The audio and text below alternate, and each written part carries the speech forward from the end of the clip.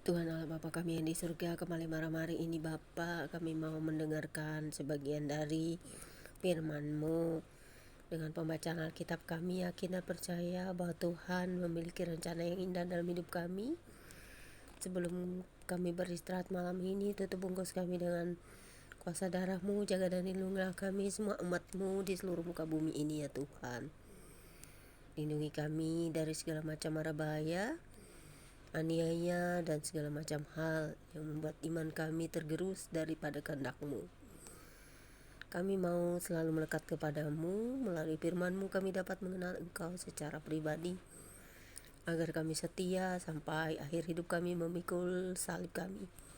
Karena kami yakin dan percaya, melalui pembacaan Alkitab malam hari ini kami semakin dikuatkan iman dan percaya kami kepadamu. Terima kasih Bapa, di dalam nama anak-Mu Yesus Kristus yang jadi Tuhan dan Juru Selamat kami sambut firman-Mu malam hari ini dengan sukacita. Haleluya, amin. Pembacaan Alkitab malam hari ini terambil dari kitab Roma pasal 7 ayat 1 hingga dengan ayat yang ke-26. Dan Roma pasal 7 ayat 1 hingga dengan ayat yang ke-12 dengan perikop arti hukum Taurat yang berbunyi demikian. Apakah kamu tidak tahu, saudara-saudara, sebab aku berbicara kepada mereka yang mengetahui hukum, bahwa hukum berkuasa atas seseorang selama orang itu hidup. Sebab seorang istri terikat oleh hukum kepada suaminya selama suaminya itu hidup.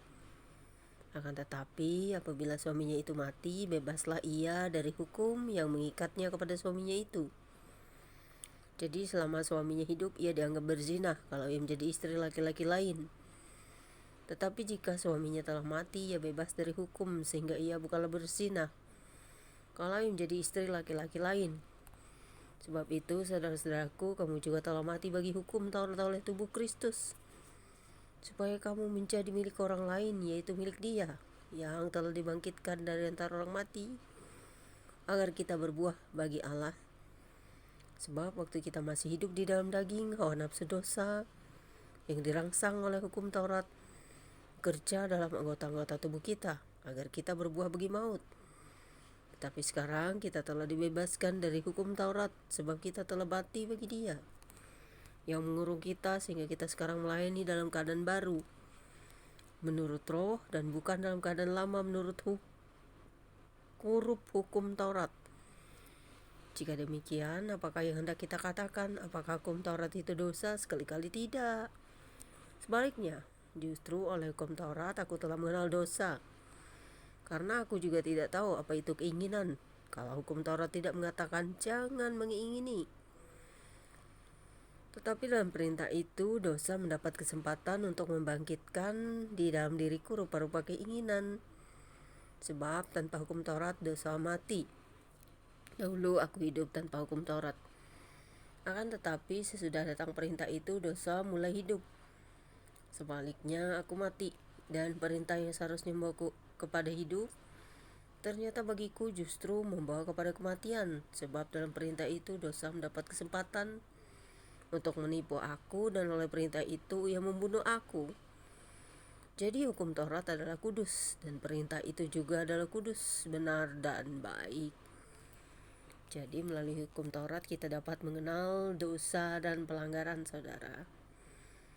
Kemudian Roma pasal 7 ayat 13 sampai dengan ayat yang ke-26 dengan perikop baru.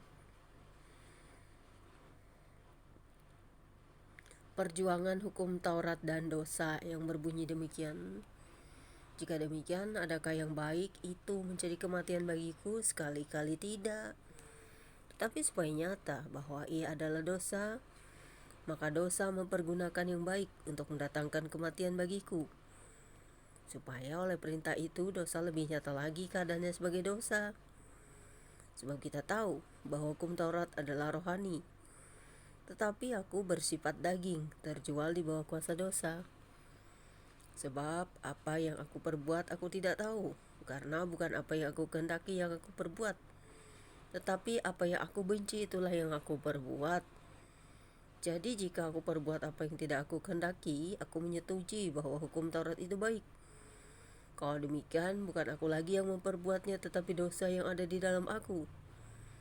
Sebab aku tahu bahwa di dalam aku, yaitu di dalam aku sebagai manusia, tidak ada sesuatu yang baik.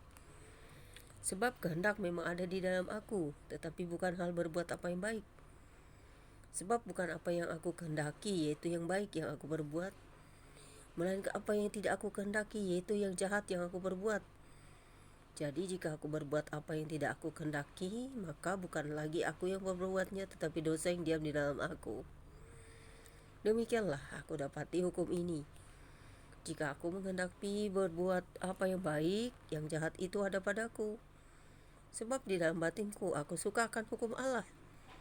Tetapi di dalam anggota-anggota tubuhku aku melihat hukum lain yang berjuang melawan hukum akal budiku, dan membuat aku menjadi tawanan hukum dosa yang ada di dalam anggota-anggota tubuhku.